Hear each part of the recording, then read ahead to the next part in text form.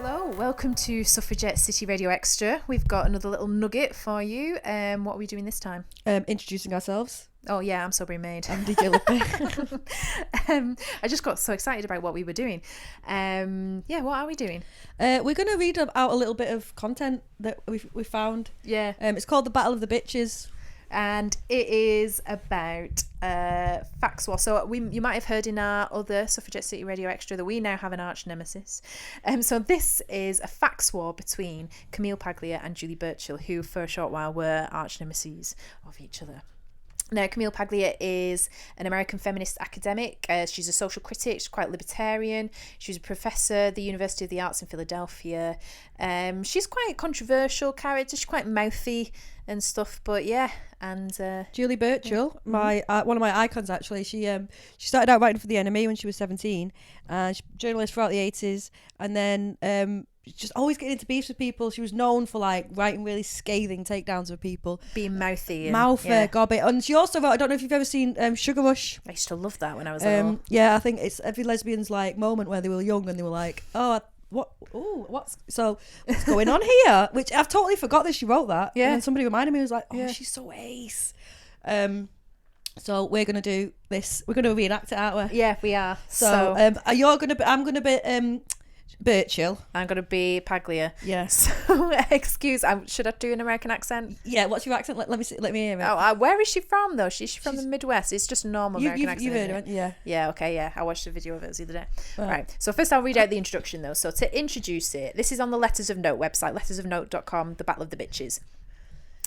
Early 1993. Fitcher. Is it Fitcher? Okay. Early 1993, Matt Fitcher, an editor at the now defunct London-based magazine Modern Review, contacted US author and critic Camille Paglia by fax and asked her to write for the publication. In addition to her fee, Fitcher also offered a complimentary copy of No Exit, the new book by Modern Review co-founder Julie Burchill, someone already known to Paglia due to a negative review Burchill once gave of her work. The resulting heating exchange of faxes, the bulk of which was sent between Paglia and Burchill, was later published in Modern Review and dubbed The Battle of the Bitches by the press. It can be seen below. So this is the first fax. 9th of February 1993. Dear Mr. Fitcher, I am responding to your inquiry about a possible letter or article from me for the Modern Review. I am offered a signed copy of a novel by Julie Burchill as an inducement. One would have thought that had Julie Burchill been interested in securing my services to contribute to the Modern Review or to defend it against the charge of anti-intellectualism, she would have taken more care not to write such a malicious, distorted, error-filled, and yes, anti-intellectual review of my book. I value honesty, accuracy, and fair dealing, all of which were in short supply for that article. In view of these circumstances, I regret to say that I must decline your offer. It is certainly true that both Julie Burchill, who is completely unknown in America, and the Modern Review have lost a potentially strong ally in me. Unfortunately, one reaps what one sows. Yours truly, Camille Paglia. So then Paglia was then sent a fax via her agent by another Modern Review editor, Toby Young. He sounds familiar. Oh, he's an arsehole, isn't he? Yeah, I think he's in The Spectator now or something. He's just a dickhead, isn't he? Toby Young, who asked her to instead review No Exit for the magazine. Paglia replied by fax. Dear Mr. Young, I have received your letter of February 14th. I'm afraid that after your unfortunate opening gambit in your last letter, which offered me a signed copy of a novel by Julie Burchill, you have given me even deeper offence by suggesting that I should review her novel and, quote, rip her to shreds. I find it highly objectionable and personally insulting to me as a scholar that you would think that I would be interested in exacting this kind of tit-for-tat petty revenge. You are full of fulsome praise for me as a writer, but I have now received 2 letters from the Modern Review that treat me as a hack rather than an intellectual. Apropos of your request to write for you, I'm afraid your magazine, even by your own admission, is too deeply associated in the public eye with Julie Burchill. That you automatically offered me a copy of her novel shows that the problem is an internal as well as an external one. Because of Burchill's coarse and dishonest review of my book in The Spectator, I'm sorry to say that I cannot add the weight of my name and my work to an enterprise that would seem to reflect positively on her. I would have been happy to have allied with her before, but her own behavior has made that impossible. I no longer take her seriously as a thinker or as a personality. If Julie Burchill is now a millstone around your necks, it is your task, not mine, to get rid of it. Yours truly, Camille Paglia. Wow. Okay. So it's my bit now, isn't it? Yeah. Sober Young then sent a fax directly to Paglia and asked to reprint her response. She accused him of invading her privacy and by sidestepping her agent. He refused to apologise. Sounds like Toby Young. Yep. Naturally, she called him a pig fucking cunt. Go girl. On March 18th, Julie Burchill learned by way of a leaked letter and quote in the Telegraph that Paglia was enjoying the drama, hence the following facts. 20th of March 1993. Dear Professor Paglia, it has come to my notice that you believe that you and I are currently engaged in a feud. I quote, the Burchill versus Paglia pugilistics are sure to be an entertaining, long-running drama. Believe me, a feud, like a love affair, takes two. As you have pointed out, I am unknown in your great country. You, on the other hand, are an unimpeachable celebrity. Your career is far hotter than mine, but I don't have the time or the energy to participate in such trite theatrics. How can you? I'm surprised that you are so upset by my Spectator review. How you, of all people, can complain of my malice is a complete mystery to me. Now, you know how Naomi Wolf and Susan Faludi must feel every time you spew up your spiel to a waiting world. I'm here to tell you that you can't come on like a street tough and have an attack of the Victorian vapours when faced with a taste of your own medicine.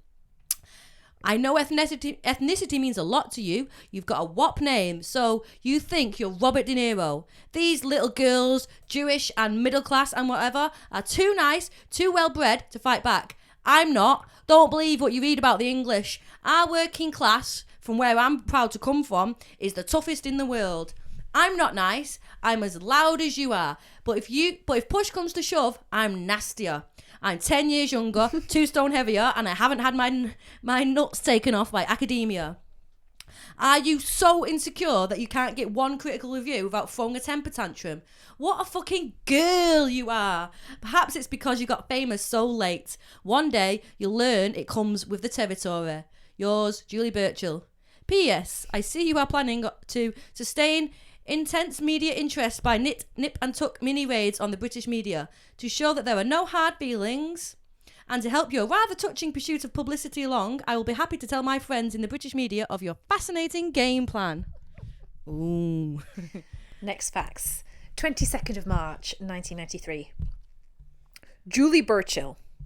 I have received your extraordinarily clumsy and ill-written letter. You and your coterie seem to have the mental age of undergraduates, with whom I am certainly used to dealing. What empty bluster and tired cliches. If you were once witty, I'm afraid you're in a bit of a decline. I have no idea who you are. I was simply told, twice in the past year, by people who have lived in England, that there is this person named Julie Burchill, who has a close parallel to me in sensibility and prose style. Naturally, I assume this would be someone I would at some point ally with. Your review of my book was not particularly negative compared to other reviews I have received, most of which tend to be highly, even hysterically negative, and which I am well known to relish. But if you are as smart as you think you are, you would have realized that your reputation was on the line in reviewing me, and you would not have written such a sloppy, distorted article. It did more harm than it did me. Oh, it did you more. It did you more harm than it did me.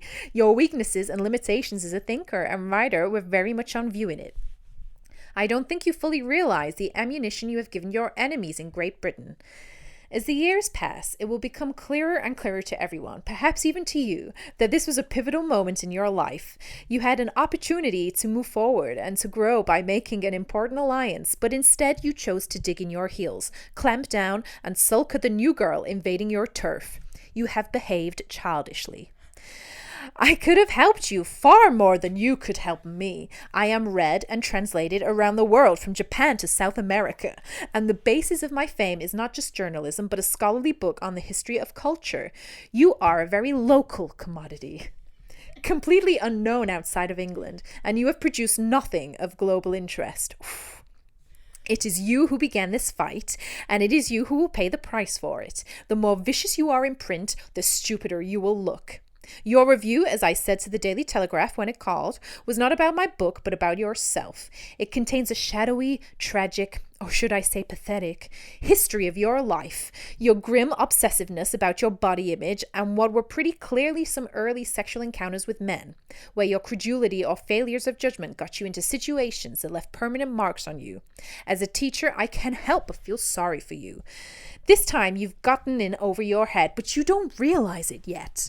I have already gathered from my contacts in the London media, and even from the Modern Review itself, that many people are tired of your bullying and pretensions.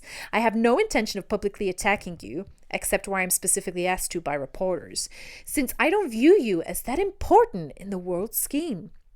But there are many ways I can help others expose you.